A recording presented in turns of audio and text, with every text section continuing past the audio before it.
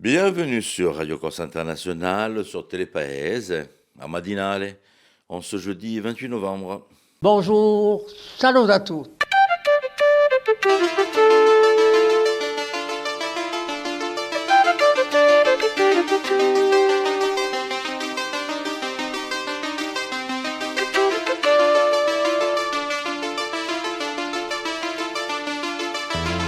All'ascolto di Radio Corsica Internazionale, prima Radio Corse.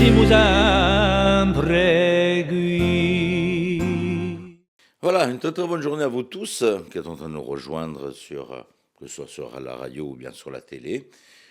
C'est jeudi, on se retrouve comme d'habitude avec nos informations, la météo, les rubriques habituelles, nos invités. On va parler cinéma aujourd'hui et musique. Voilà, on verra ça aux alentours de la fin de la matinale. Pour le moment, je vous invite à aller faire un petit détour avec Philippe Jam sur le point météo de ce jour, ainsi que le point information.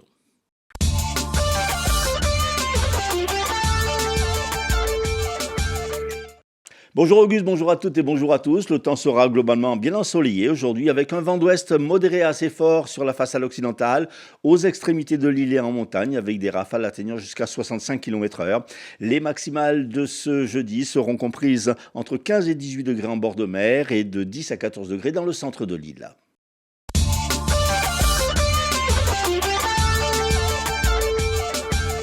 Un accident de la circulation impliquant une moto et une voiture a fait un blessé grave hier en tout début d'après-midi à Ghisonaccia. Le pilote du deux roues, un jeune homme de 18 ans, polytraumatisé, a été transporté au centre hospitalier de Bastia par hélicoptère. Le conducteur de la voiture n'a pas été blessé mais fortement choqué. Un jeune homme a été interpellé hier à Ajaccio dans le cadre de l'enquête sur la tentative d'homicide sur un commerçant dans la nuit du 15 au 16 novembre en centre-ville d'Ajaccio. Présenté à un juge d'instruction pour être mis en examen des chefs de tentative de meurtre, port d'armes prohibé et refus de remettre aux autorités la convention de déchiffrement d'un moyen de cryptologie. Le jeune homme de 20 ans a été placé en détention provisoire. Dans la nuit du 15 au 16 novembre dernier, un commerçant avait été blessé à la cheville par un tir d'arme à feu dans le centre-ville d'Ajaccio. La victime s'était rendue par ses propres moyens à l'hôpital où elle avait été opérée.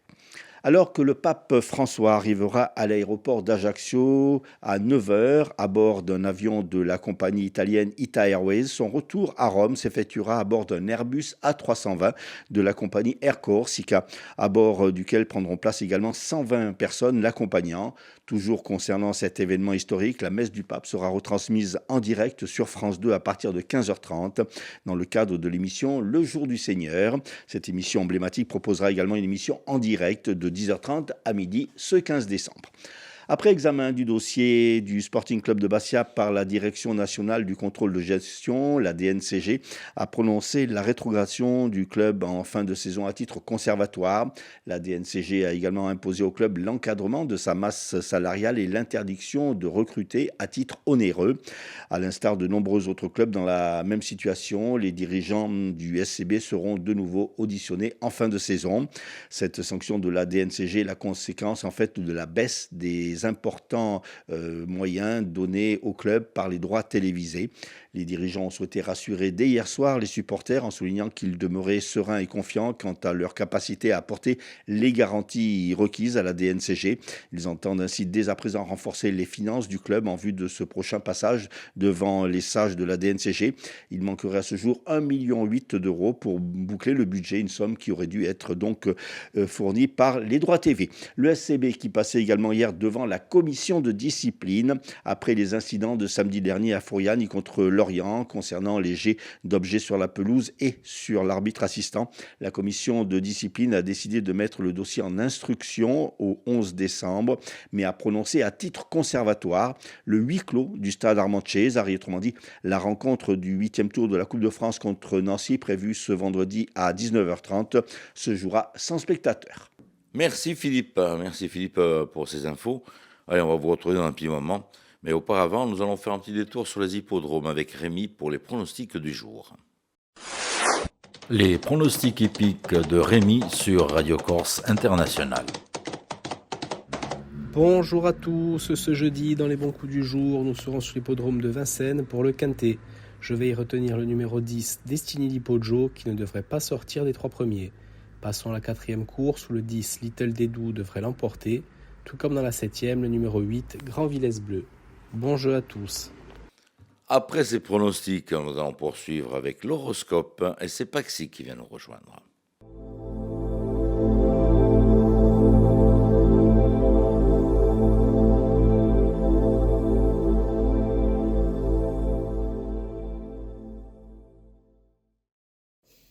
Et bonjour à tous, on se retrouve pour ce jeudi, on va voir un petit peu ce que l'on a à vous annoncer.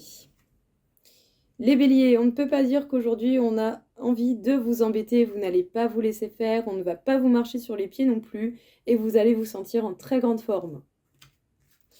Les taureaux, il serait judicieux de modérer vos efforts au niveau des responsabilités que vous avez dans votre quotidien. Peut-être que certaines choses ne vous appartiennent pas, et du coup vous n'êtes pas forcément vous obligé de les faire. Voyez qu'est-ce qui est vraiment impératif pour votre quotidien et pour vous. Pensez aux efforts et à l'énergie que vous mettez dans tout ça. Les Gémeaux, aujourd'hui, ça risque d'être compliqué au niveau sentimental, des disputes, des désaccords, des incompréhensions, voire même pour certains des ruptures. Tenez le coup, faites preuve de courage, le temps vous aidera.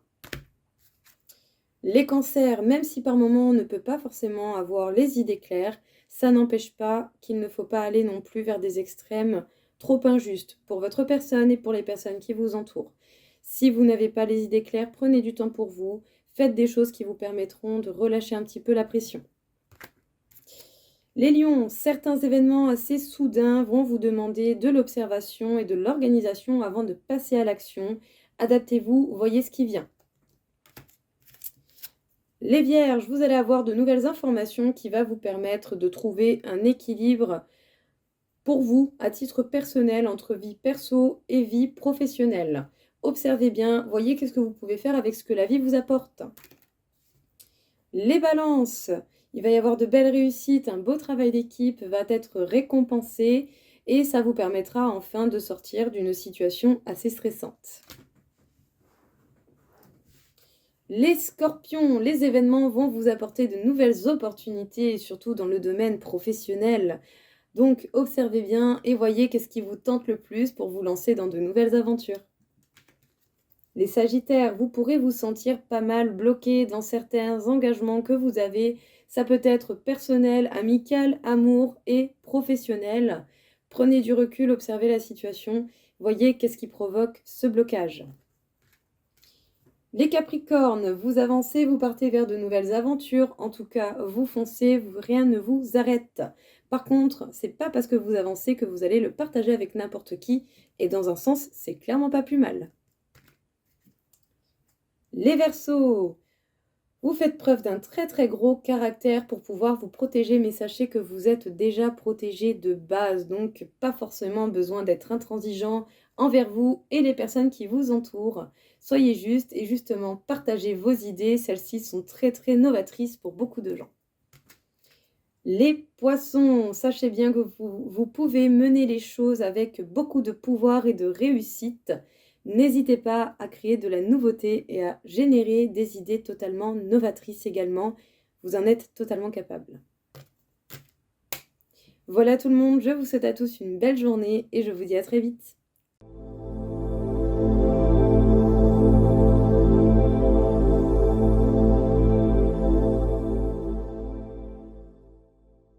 Nous allons retrouver nos invités du jour. On va parler cinéma aujourd'hui avec la sortie du film qui est prévue ces quelques jours. Nos invités aujourd'hui, le réalisateur et scénariste Sébastien L. Roussin, à l'occasion de la sortie de son long métrage Pulsation, et deux comédiens qui ont participé au film, Alan Romantini et Léandre Bérigny-Brière.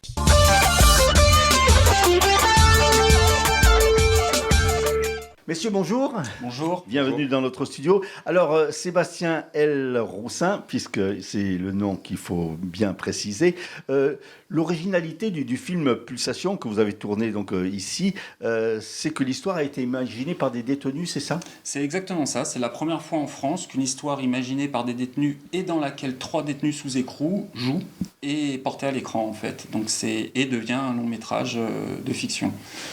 Alors comment est née un petit peu cette aventure? Alors, on a été sollicité par le centre pénitentiaire de Borgo, pour lequel j'avais déjà fait un film, avec la Maison d'arrêt des femmes, et pour participer à un concours de court-métrage entre plusieurs maisons d'arrêt.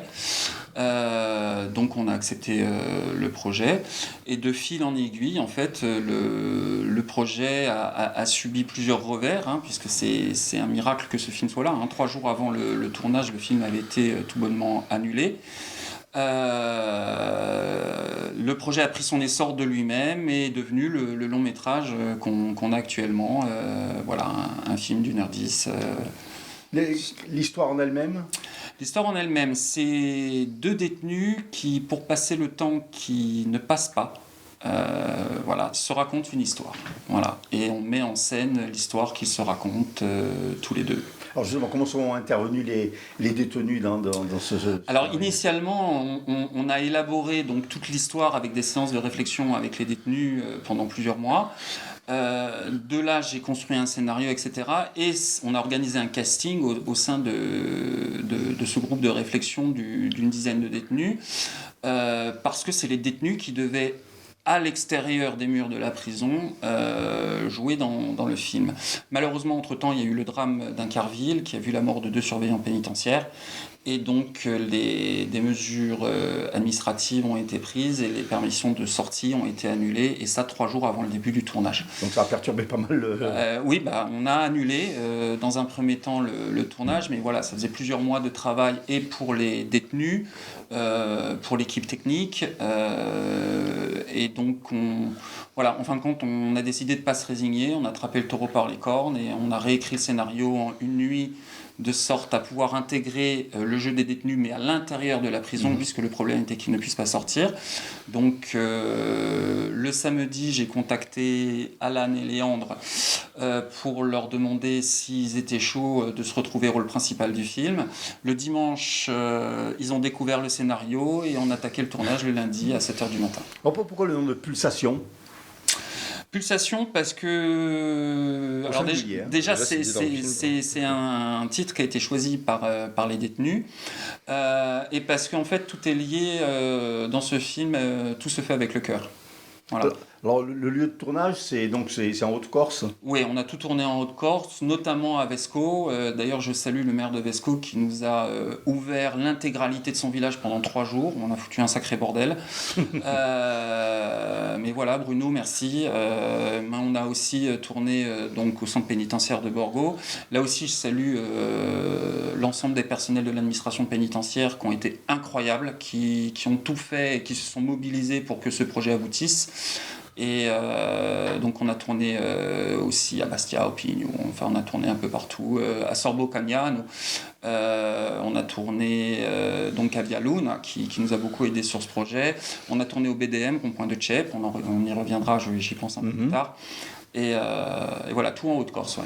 Alors, on parlait du casting tout à l'heure, donc c'était presque un casting au pied levé, donc en fait. Ah, ça a été complètement, pour les 2 acteurs principaux, un casting complètement au pied levé. Ils ont fait une performance qui est extraordinaire. Voilà, de toute façon, ils sont tous les 2 au casting de mon prochain long métrage, enfin j'espère. Et voilà, non, une très très belle révélation pour les 2 d'ailleurs. Hein. On connaît Alan Sounala, ce rappeur corse qui ne se voyait pas acteur. Léandre, à la base, était figurant, puis est passé doublure, puis premier rôle. Voilà, ça a été pour tous les 2 une excellente découverte, en tout cas pour ma part. Et je pense qu'ils sont amenés tous les 2 à faire de grandes choses dans le cinéma si l'envie et le besoin s'en fait sentir. Alors Alan, vous avez pris ça au pied levé, vous n'avez pas réfléchi, vous avez dit oui, ça vous a tout de suite plu de faire ce... Oui, surtout que j'avais déjà participé avec Seb à d'autres films. J'avais fait une bande-son aussi sur un de ses films qui est L'Ultime Rivage, qui est disponible sur Amazon Prime et Orange TV, Apple TV. Et du coup, à partir de ce moment-là, on a presque travaillé tout le temps ensemble. Hein. Ensuite, j'ai écrit un film, on a travaillé ensemble. Et là, quand il m'a proposé ça, j'ai pas pu refuser. Alors, un mot sur votre rôle. Sans trop dévoiler, bien sûr, le scénario, le C'est personnage. c'est un personnage qui avait besoin de se faire pardonner beaucoup de choses. Et donc, ça a été un travail et C'est un rôle de composition déjà, donc il faut bien se mettre dans le personnage. oui, mais c'était surtout aussi que je pense, je sais pas si c'est pareil pour toi, mais je pense que les personnages nous correspondaient quand même assez bien. Ouais, drôlement. Ouais. Ça. Donc je pense que ça y a joué beaucoup aussi. Alors Léandre, justement, comment s'est fait cette venue au cinéma? Bah alors moi c'est pas bien compliqué, voilà, comme l'a dit Sébastien. Moi à la base j'étais figurant nageur, donc je suis passé après doublure du personnage principal et quelques jours après je me retrouve Sur le devant de... voilà sur le devant de la scène, enfin plutôt de la caméra. Devant la Et caméra. et en fait, j'ai pas eu trop d'appréhension, non, parce que je savais pas du tout à quoi m'attendre. Donc finalement, je suis arrivé devant la caméra, on m'a dit, enfin Sébastien m'a très bien aiguillé. Et, Pas le temps de gamberger, en fait, puisque non, devant pas, le fait accompli. pas trop de stress. En fait, plus on avançait dans le temps, après on a eu un tournage additionnel pour pouvoir compléter le long métrage. Et alors effectivement, c'était un peu plus, on va dire, j'avais un peu plus d'attente de mon jeu qu'au début, ce qui est ça fait normal en fait. Un Voilà. petit mot donc sur le personnage que vous interprétez. Il est assez combatif, on va dire. Voilà. Si on va pas trop spoil Ouais, je pense que c'est la pour ça. suite, voilà, on va dire combatif. Voilà. Alors, justement, vous en parliez tout à l'heure, Sébastien, vous aviez déjà travaillé avec des femmes détenues en vision féminine, c'est ça? C'est exactement ça. J'ai fait un court-métrage tourné intégralement dans les murs de la prison, cette fois-ci, Maison d'arrêt des femmes, vision féminine, qui est en cours de sélection. Normalement, on ne peut pas trop en parler, mais voilà, une petite, voilà, pour le Festival international du court-métrage de Toulouse. Voilà, un film assez sympa aussi, voilà, mais cette fois-ci qui avait été fait avec les filles. Et là, on était dans un cadre complètement différent. Vision féminine est une fiction, mais qui est basée sur le ressenti des femmes détenues. Là, pour le coup, je voulais absolument pas faire un film de prison. Les films de prison, il y en a assez comme ça. Et puis, pour moi, c'était pas ce qu'on devait raconter, d'autant plus que je l'ai pas précisé plus tôt. Mais le thème imposé du concours hors champ était les valeurs de l'olympisme. Et donc, on est parti sur le fait que ces valeurs peuvent s'appliquer à l'ensemble de la vie. Et donc voilà, on a sorti la détention du carcan de la détention. Même si on n'a pas pu filmer les détenus à l'extérieur. Voilà, on a voulu sortir ce film né en prison et imaginé par des détenus et interprété pour partie par certains d'entre eux. On a voulu le sortir de la prison, c'est-à-dire qu'on n'a vraiment pas voulu faire un film de prison. En fait. Alors justement, on parlait d'olympisme, c'est l'histoire d'un nageur, c'est ça? C'est ça, l'histoire d'un nageur à qui il arrive un drame. Et qui, peut-être grâce à l'aide de son frère, et donc avec beaucoup d'amour, de patience, de courage, d'abnégation, de résilience, va essayer, tout du moins, après il faudra voir le film pour voir s'il y arrive, à se remettre à l'eau, tout simplement, mais pas au sens propre comme au figuré. Alors, ce film, il y a déjà eu deux visionnages, deux projections à Bastia, Alors, et il y en a un troisième. Hein? C'est exactement ça. Là, pour le moment, il n'y a pas eu de première officielle sur ce film. Pour le moment, on fait les avant-premières. Donc, il y a déjà eu 2 avant-premières au cinéma Le Studio, et il y en a une troisième là qui s'organise, donc le vendredi 29, là, ce vendredi. À 21h, au bar au BDM, rond-point de Tchep, à Bigoulia. Donc à 21h, je ne sais pas si je l'ai dit. Voilà, c'est l'entrée libre avec une conso à prendre sur place. Et voilà, on a tourné 2 séquences au BDM, donc ils ont un bel équipement qui nous permet de faire une projection. Et donc c'est un beau clin d'œil aussi, voilà. Sachant qu'on a d'autres avant-premières sur la Corse qui sont en train de se dessiner. Et dont on tiendra informer ceux qui veulent voir le film au fur et à mesure. Ensuite, la distribution du film, comment ça va se faire? On y travaille. Maintenant, voilà, c'est surtout grâce à vous, les médias, qu'on va peut-être, en tout cas qu'on espère, enclencher une distribution nationale de ce film, parce que voilà, on a fait quelque chose d'inédit, c'est quand même une première en France. On pense qu'on a un film de ce qu'on nous en a dit, de ce que vos confrères en ont dit, qui est pas mal. Donc voilà, c'est important, je pense, l'histoire derrière l'histoire, c'est-à-dire que parfois la prison ça fonctionne, comme on l'a écrit sur l'affiche, c'est-à-dire que même les belles histoires peuvent naître partout, même en prison, quoi. Il y a déjà des projets. Il était une fois un jeune qui s'appelait Antoine. On va dire qu'il était nageur. 40312. Combien 4-3-12 40312. Sûr. Certain. Ah mais ça fait histoire un peu trop gentille, ça. Il faut un peu de piquant. Ah carrément. Il faut bien qu'il y ait des rebondissements dans l'histoire. T'as fait trop de mal ici. Tu devrais pas revenir. Pour papa, je peux plus rien faire. Allô? Pour maman, seul le temps pourra guérir ses blessures. Mais pour toi, je suis prêt à tout, mon frère. J'ai fait une course de libre avec Nico. Mais c'est dangereux ça. Je crois pas que c'est ce que papa aurait voulu. Qu'on soit de nouveau une famille. Tu reviens comme ça du jour au lendemain pour mettre des rêves plein la tête à ton frère? Alors c'est comme ça? Un an sans me donner la moindre nouvelle? T'as le droit de me haïr. Mais je reste ton fils. Et ça reste mon frère. Et je fais toujours partie de notre famille. Stop! Arrêtez! La course de libre. 3, 2, 1, partez!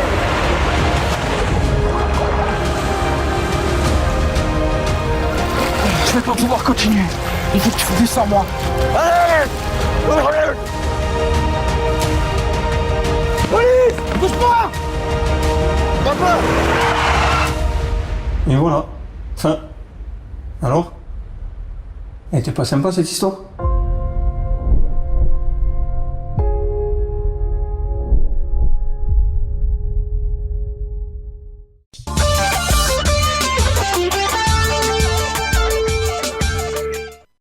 Voilà donc pour nos invités côté cinéma. On poursuit avec cette fois-ci une charmante chanteuse que nous allons pouvoir retrouver ce vendredi en première partie donc de Joss Jonathan du côté de l'Albor, et c'est notre invité.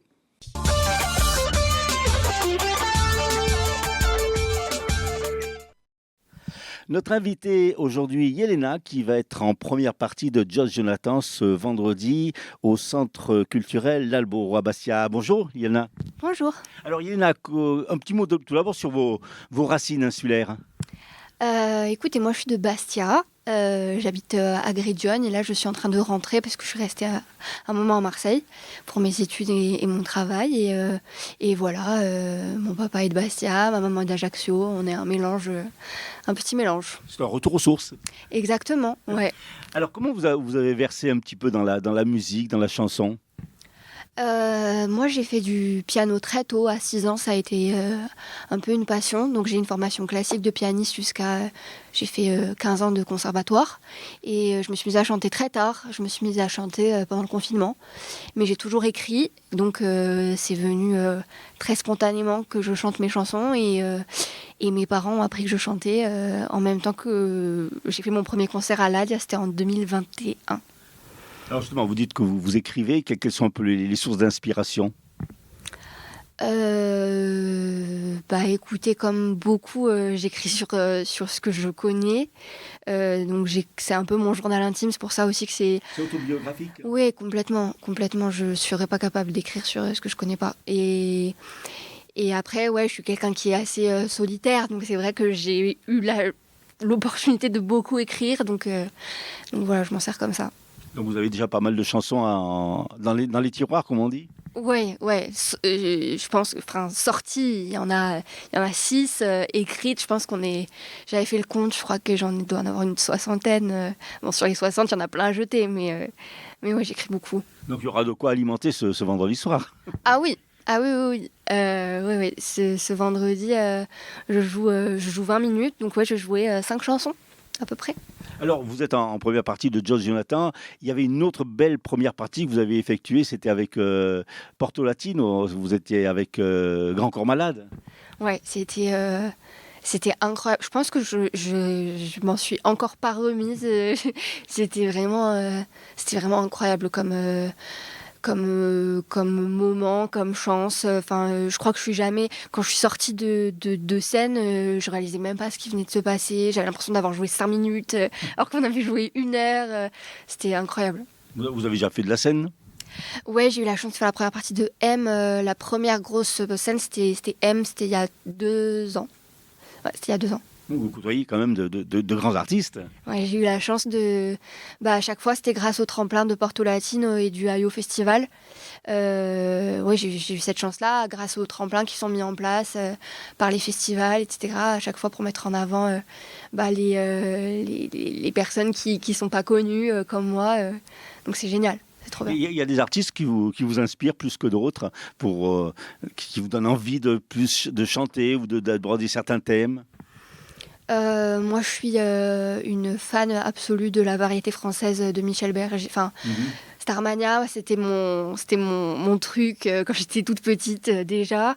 Donc ça, c'est vraiment ma base. Et après j'écoute beaucoup de pop actuel. J'écoute du rap, j'écoute du jazz. J'adore le jazz. Mon papa m'a toujours fait écouter beaucoup de jazz. Donc c'est très éclectique, mais c'est vrai que ma base, c'est vraiment la chanson française de Michel Berger, de Véronique Sanson. Tout ça, c'est un peu... Et quand vous composez, c'est avec le piano? Toujours. J'essaye un peu de m'en défaire parce que on tourne un peu en rond au bout d'un moment. Mais c'est vrai que pour moi...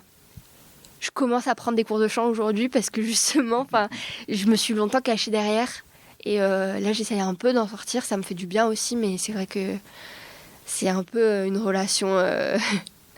Ça devient difficile? C'est dur. Non, mais c'est dur de s'en détacher en fait. Souvent, les gens disent c'est dur de s'accompagner quand on chante, etc. Mais moi, en fait, je suis en panique quand je chante sans m'accompagner. Donc... Quand vous composez, vous écrivez, comment vous mettez les paroles sur la musique ou le contraire? Comment vous faites? Ça dépend des fois, mais le plus souvent moi, c'est un peu particulier. J'écris moi en flow. J'ai toujours eu des journaux intimes, donc j'écris en flow dans mon journal intime. Et en fait, je me mets au piano et je lis ce que j'écris dans mon journal intime. Et en fait, c'est là que j'en fais des chansons. En fait, c'est que en trouvant des mélodies au piano, je colle des bouts de ce que j'ai écrit et j'écris la chanson en la chantant sur le piano. C'est un peu bizarre. Alors, il y a cette première partie de Josh Jonathan. Il y a déjà d'autres projets, d'autres scènes? Ou des enregistrements de CD, des enregistrements pour mettre sur les plateformes? Ouais, malheureusement pour l'instant il n'y a pas d'autres scènes prévues. J'espère de tout mon cœur que ça va un petit peu. Ça va être un tremplin? Ouais, j'espère beaucoup. Enfin, déjà je suis hyper honorée encore une fois parce que j'aurais dit à Yelena de 10 ans que j'allais faire la première partie de Josh Jonathan. Enfin, j'étais quand même assez fan. Et donc c'est super. Et par contre, oui, là j'enregistre mon prochain EP, donc c'est un petit album. Qui sera du coup pas piano-voix pour celui-ci, parce que le premier était entièrement piano-voix. Elena, merci beaucoup, puis on se donne rendez-vous à vendredi. À vendredi, merci beaucoup.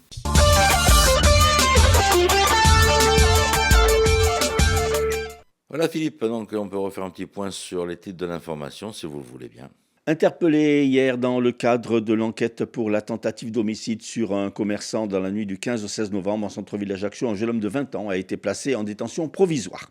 Alors que le pape François arrivera à l'aéroport d'Ajaccio à 9h à bord d'un avion de la compagnie italienne ITA Airways le dimanche 15 décembre, son retour à Rome s'effectuera à bord d'un Airbus A320 de la compagnie Air Corsica. L'USCB rétrogradé en national en fin de saison à titre conservatoire. Décision de la DNCG qui auditionnera de nouveau les dirigeants en fin de saison. Météo, c'est une journée globalement bien ensoleillée qui nous est promise. Voilà, on finit en musique et je vous donne rendez-vous donc demain vendredi matin donc pour la matinale pour clôturer donc la semaine. Je vous embrasse très fort, tenete forte e ci ritroviamo domani. Toujours les mêmes.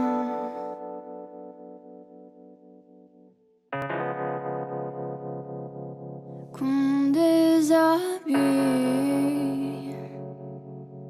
pour des je t'aime.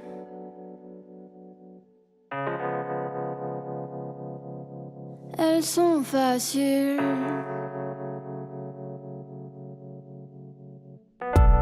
Mais moi aussi, je serais comme elle si jamais j'étais aussi belle.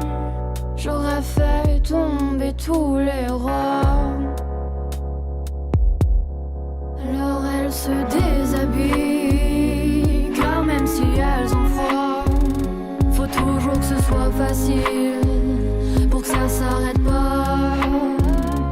Oui, elles se déshabillent, gagnent à chaque fois.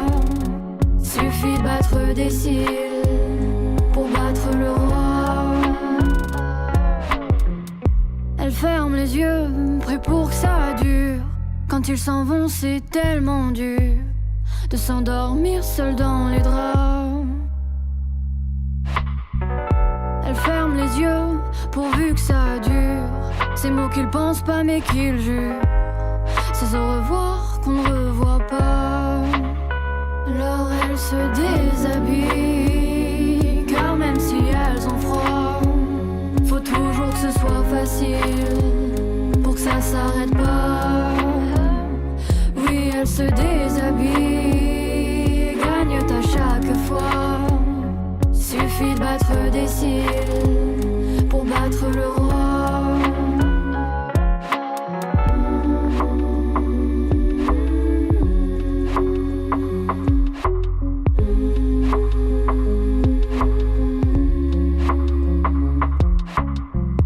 Elles ferment les yeux quand c'est trop dur de penser à tout ce qu'elles ont pas, de savoir que d'autres sont sûrs que quelqu'un reviendra.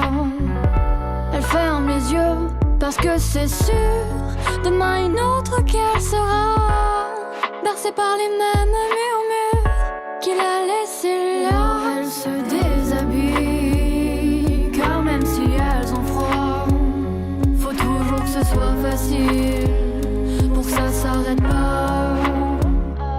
Oui, elle se déshabille, gagne à chaque fois.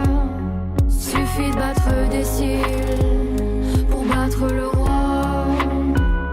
Alors on les déshabille, ces filles qui n'ont jamais froid. Vos amours indélébiles, elles y croient pas. Et elles se déshabillent parce qu'elles aiment qu'on les voit. Et si elles semblent faciles, c'est que le jeu c'est toi.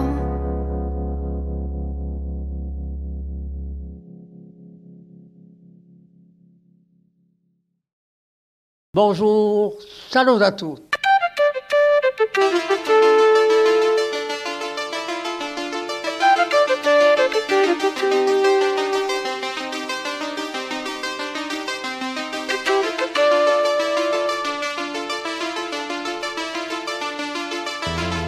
All'ascolto di Radio Corsica Internazionale, prima Radio Corsica. Siamo sempre